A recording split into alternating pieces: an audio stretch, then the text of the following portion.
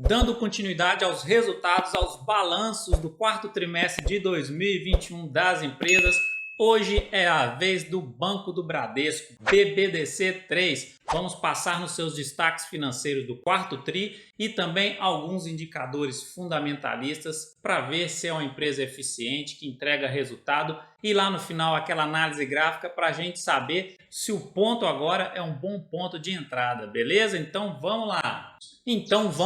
Bradescão BBDC3, valor atual da sua ação R$ 17,53. Dividend yield é um bom pagador de dividendos, 5,32%, e está com uma desvalorização de 9,03% nos últimos 12 meses. Vamos fazer esse vídeo hoje com a cantoria no fundo aí dos canarinhos da terra aqui no sítio, ó. Patrimônio líquido dele 147 bilhões e valor de mercado de 187 bilhões. Free float 62,46% e tem uma boa liquidez média diária de 145 milhões de reais sendo negociados todos os dias. E o PL do Bradesco, como é que tá? Tá bem tranquilo esse PL, tá mostrando que ele tá com preços atrativos, ao atual 7,76 e a sua média histórica 10,16. Se você comparar o PL atual, está bem abaixo da média. Fica aí a dica, tá bom? Tem ótimas empresas no Ibovespa e na Bolsa Brasileira sendo negociadas, ó, com preços muito bons. E o preço sobre o valor patrimonial dele atual, 1,16, e a sua média histórica 1,62. Também está sendo negociado abaixo aqui do seu preço sobre valor patrimonial médio, ok?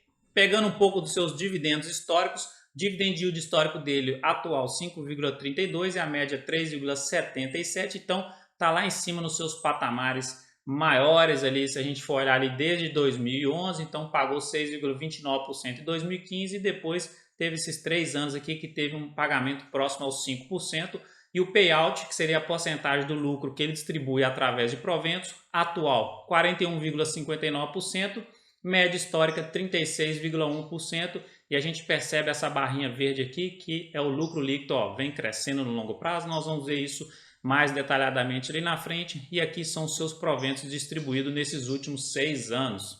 Agora entrando nos resultados e principais determinantes do Bradesco do quarto tri de 2021, sua margem financeira teve uma variação, um aumento de 8% em relação ao terceiro tri de 2021 e um aumento de 1,8% em relação ao quarto tri de 2020. O resultado bruto da intermediação financeira teve um aumento de 2,7% em relação ao terceiro tri e um aumento de 4,9% em relação ao quarto tri de 2020. Já o seu resultado operacional do Bradescão teve uma diminuição de 2,9% em relação ao terceiro tri de 2021 e um aumento de 6,3% em relação ao quarto tri de 2020. E aqui embaixo agora, no lucro líquido recorrente, isso aqui pesou a mão do mercado.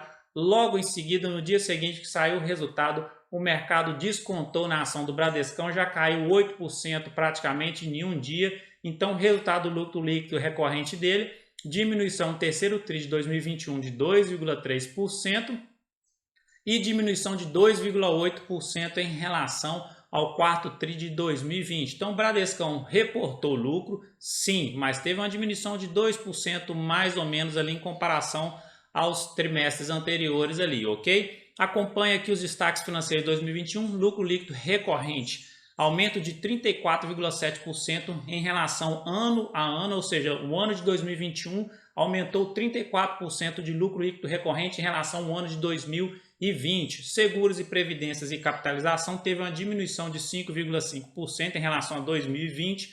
A carteira expandida aumentou 18,3%, o ROI dele aumentou 3,3 pontos percentuais, as margens de clientes com clientes teve um aumento de 6,5% e a liberação de crédito nos canais digitais teve um aumento de 36%, índice de eficiência operacional diminuiu 0,3 pontos percentuais, receitas de prestação de serviços aumentou 4,1% em relação a 2020, e isso aí reporta que os bancões, mesmo nessa crise econômica toda, eles estão conseguindo aumentar a sua eficiência e aumentar os seus lucros em relação a 2020, foi o pior impacto que teve com essa pandemia toda aí.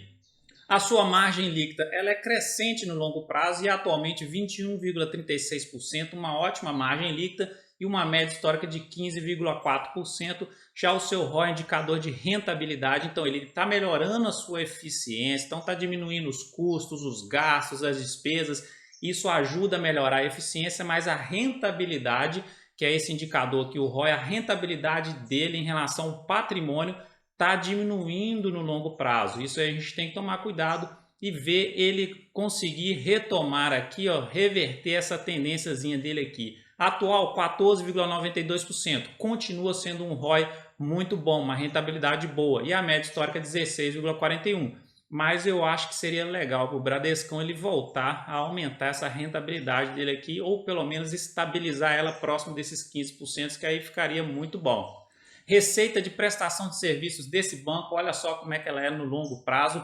E a receita de intermediação financeira teve esse zigue-zague aqui, perdeu um pouco de intermediação financeira porque vários outros bancos digitais, fintechs, corretoras e por aí vai, estão aí agora no mercado oferecendo os mesmos produtos dos bancões e aí eles perderam um pouco de intermediação financeira. Mas a parte ali deles mesmo ali, a essência dos bancões, que seria a prestação de serviço deles, está aí, ó, crescendo e constante no longo prazo. O lucro líquido dele crescente também, constante no longo prazo, com algumas variações, mas reportando lucros históricos aqui em 2021.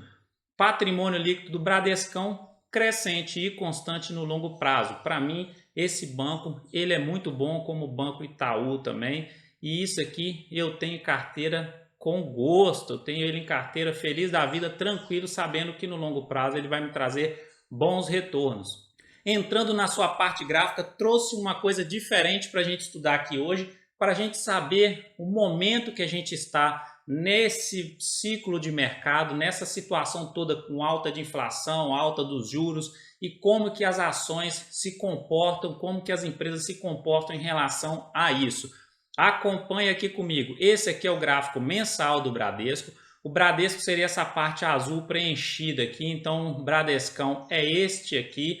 O Ibovespa seria essa linha laranjazinha, amarelazinha aqui. E aqui embaixo as duas linhas diferentes que eu trouxe, quem que é? O IPCA, o índice que mede a inflação, que seria essa linha laranja, e a Selic, a taxa de juros do Brasil aqui, que seria essa linha azulzinha. Como que o Bradesco se comporta em relação à alta de juros, alta da inflação? Olha aqui comigo. Então, essa linha tracejada a gente pega lá em 2016, quando o mercado entrou em uma grande alta. O que aconteceu em 2016 para o mercado entrar nessa alta desse jeito? Teve uma diminuição da inflação, a inflação estava alta, a taxa de juros se estabilizou e depois começou a cair e o Bradesco, ó, entrou numa grande tendência de alta. E se a gente olhar aqui embaixo também, o Ibovespa também entrou numa grande tendência de alta até a queda de março de 2020, que ninguém esperava essa pandemia, esse vírus aparecer aí.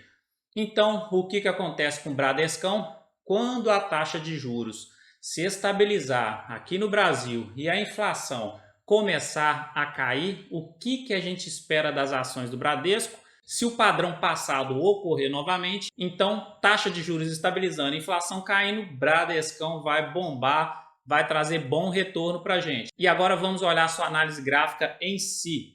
Pegando a sua parte gráfica, gráfico semanal dele aqui, depois da queda de março de 2020, ele entrou nessa tendência de alta de recuperação, que um canalzinho de tendência bonito, mas depois chegou no terceiro TRI de 2020, 21 mais ou menos, entrou numa tendência de baixa aqui, ó, perdeu o suporte desse canal aqui, média móvel 17 períodos, cruzou para baixo da de 72 períodos, sinalizou uma tendência de baixa e ele está no atual momento, para mim, numa lateralização. Se a gente olhar aqui, várias semanas que ele está basicamente no mesmo ponto ali, no mesmo patamar, mas uma coisa interessante que eu quero chamar a sua atenção. Vamos olhar dois indicadores aqui embaixo, MACD, índice de força relativa, e olha o padrão dos dois. Atualmente o MACD está lá embaixo nos seus extremos, abaixo da zona neutra dele. A azul até cruzou por cima da laranja, mas vamos esquecer por enquanto o cruzamento das médias aqui do MACD. Vamos olhar só o ponto que ele está, abaixo